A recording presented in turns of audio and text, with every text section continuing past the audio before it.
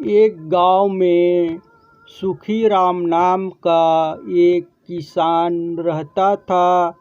वह बहुत गरीब था। संपत्ति के नाम पर केवल उसके पास एक काले रंग का बैल था। वह उसी से खेत जोतकर अपने परिवार का गुजारा करता था। परिवार में केवल उसकी बीवी और वह ही था। बड़ी मुश्किल से वह अपना जीवन निर्वाह कर पा रहा था। उसकी पत्नी हर रोज उसे ताना मारती और अपने भाग्य को कोसती। लेकिन सुखीराम दिल का सच्चा और शिव जी का भक्त भी था। वह हर रोज उठकर ओम नमः शिवाय का जाप करता और शिव जी को नमस्तक प्रणाम करता। इससे पहले वह ना तो कुछ खाता और ना ही कुछ पीता। पूजा पाठ करने के बाद वह अपने काम में जुट जाता और बैल को लेकर अपने खेतों पर चला जाता। एक दिन वह अपने बैल को लेकर खेतों पर जा रहा था तो अचानक से एक काला बड़ा सांप आया और बैल को डस लिया। सुखीराम को इसका अंदाजा भी न लगा। कुछ देर चलने के बाद बैल अचानक से गिर गया। सुखीराम कहने लगा, इसे देखो, आलस के मारे सो गया। उठ, अभी तो हमें बहुत सारा काम करना है, वरना शाम को तेरी मालिक खाना भी नहीं देगी। थोड़ी देर बैल से बात करने के बाद सुखीराम की नज़र इधर उधर जाने लगी। उसने देखा कि एक काला सांप बैल के दाएं तरफ से निकल गया है। वह समझ गया कि सांप ने बैल को डस लिया है, जिसकी वजह से बैल मर गया है। अब सुखीराम बिलख बिलख कर रोने लगा, क्योंकि उसके जीवन निर्वाह का एकमात्र साधन केवल वही बैल था। अगर बैल न रहा तो वह अपने परिवार का गुजारा भी नहीं कर पाता, क्योंकि उसके पास जीविका चलाने के लिए कोई दूसरा साधन भी नहीं था। वह जोर जोर से रोने लगा और शिव जी से विनती करने लगा कि हे महादेव, आपको तो पता ही है, यह बैल ही है जो हमारे परिवार का गुजारा कर पा रहा है। अगर यह नहीं रहा तो मैं तो जीते जी मर जाऊंगा। रोते रोते सुखीराम बैल के पीठ पर ही अपना सर रख के सो गया और शिव जी का जाप करता रहा। कुछ देर बाद शिव जी वहाँ प्रकट हुए और बोले, सुखीराम उठो, क्या हुआ, तुम इस तरह क्यों रो रहे हो? सुखीराम ने शिव जी को सारी घटना बताई और शिव जी ने उसे दिलासा देते हुए कहा, देखो सुखीराम, अगर तुम मुझसे कुछ मांगना चाहते हो तो मैं केवल एक ही बार तुम्हारी इच्छा पूरी कर सकता हूँ। इसके बाद अगर तुम कुछ और मांगोगे तो मैं तुम्हें कुछ भी नहीं दे पाऊँगा। इसलिए अगर तुम कुछ मांगना चाहते हो तो सोच समझ कर मांगना। सुखीराम अपने बैल को लेकर काफ़ी दुखी था। बैल के अलावा उसे कुछ भी दिखाई नहीं दे रहा था। उसने तुरंत शिव जी से कहा, हे शिव महाराज, आप मेरे इस बैल को जीवित कर दो क्योंकि यही मेरी जीविका का एकमात्र साधन है। मेरी पत्नी मुझसे हर रोज झगड़ा करती है। अगर यह बैल ना रहा तो मैं कैसे अपना पेट भरूंगा। शिव जी ने सुखीराम को एक बार फिर सोचने को कहा, लेकिन सुखीराम अपनी बात पर अड़ा रहा। फिर शिव जी ने कहा, ठीक है, मैं तुम्हारे इस बैल को जीवित कर देता हूँ और वरदान देता हूँ कि यह बैल हमेशा तुम्हारे साथ रहेगा। शिव जी ने उस सांड के सर पर हाथ फेरा और सांड तुरंत खड़ा हो गया। यह देखकर सुखीराम काफ़ी खुश होता है और वह शिव जी को धन्यवाद देते हुए सीधा अपने घर जाता है। आज सुखीराम बहुत खुश है, क्योंकि आज उसने शिव जी के भी दर्शन किए और साथ ही अपने मरे हुए बैल को भी जिंदा घर वापस ला पाया।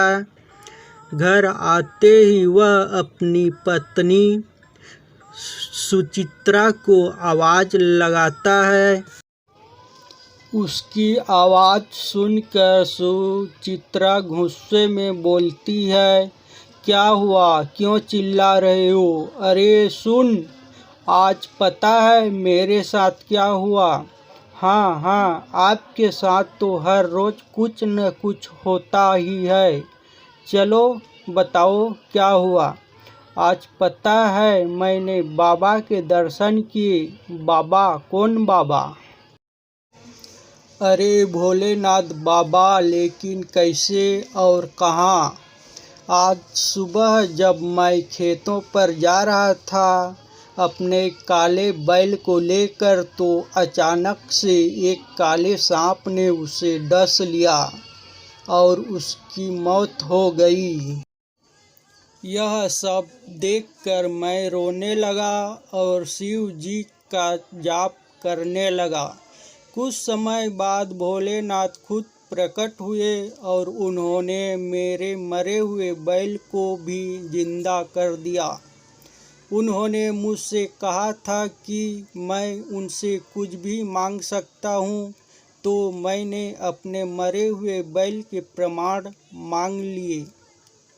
सुचित्रा सुखीराम की बातों को ध्यान से सुन रही थी। यह सब सुनकर उसने तुरंत खुशीराम को डांट लगाते हुए कहा, हाय रे मेरी फूटी किस्मत।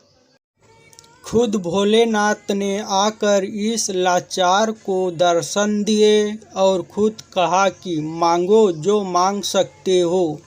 लेकिन इसने मांगा भी तो क्या, एक बैल के प्राण। इस बैल से तुम कितना कमा लोगे? कब तक तुम यूं ही गरीबों की जिंदगी जीते रहोगे? धन संपत्ति, घर मकान, गाड़ी बंगला मांगने की बजाय एक बैल मांगा। लगता है मैं इस गरीबी को देखते देखते ही मर जाऊंगी।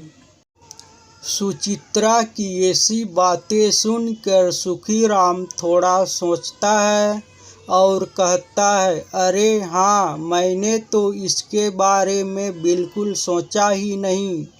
कोई बात नहीं सुचित्रा, मैं कल सुबह दोबारा जाऊंगा और शिव जी से धन संपत्ति, गाड़ी बंगला मांगूंगा। तुम झगड़ा मत करो।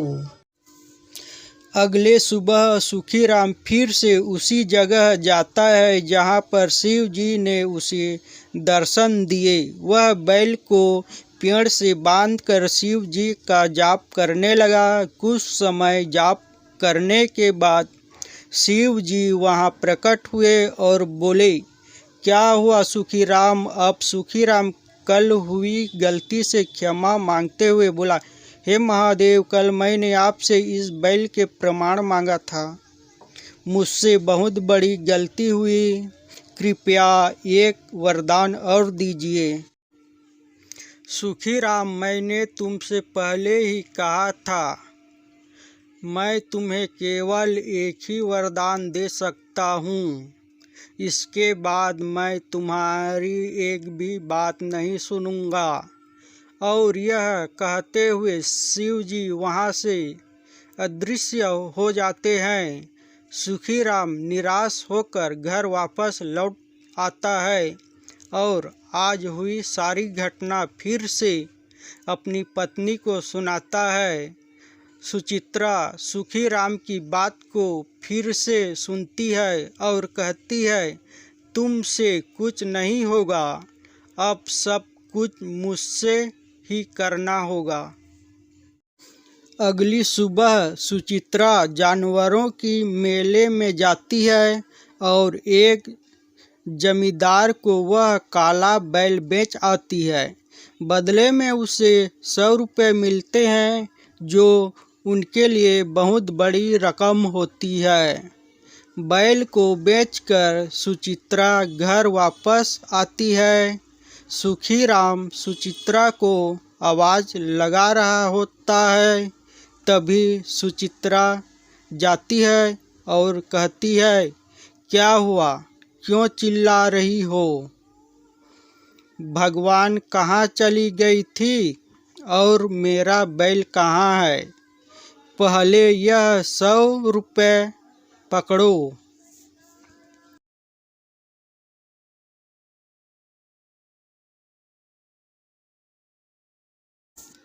बैल बेच दिया। तुमको तो पता ही है, केवल बैल ही है जिसकी वजह से हम अपना परिवार चला पा रहे हैं और तुमने उसे ही बेच दिया। अब हम इस 100 रुपये से कब तक अपना घर चलाएंगे? तुमसे तो कुछ नहीं होगा, अब मुझसे ही सब कुछ करना होगा। देखना, मैं तुम्हें इस महीने के अंत तक ढेर सारा पैसा कमा कर दूंगी।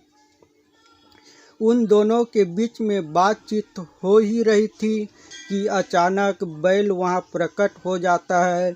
यह देख सुखीराम और सुचित्रा बहुत खुश होते हैं। सुचित्रा की सारी योजना अब सुखीराम को समझ आ गई थी।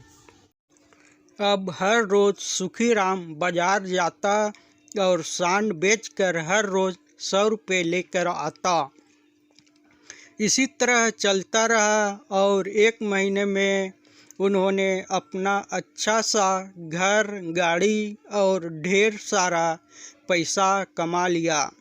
अब वे दोनों एक सुखी जीवन जीते हैं। इस कहानी से आपने क्या सीखा? नीचे कमेंट में हमें ज़रूर बताएं।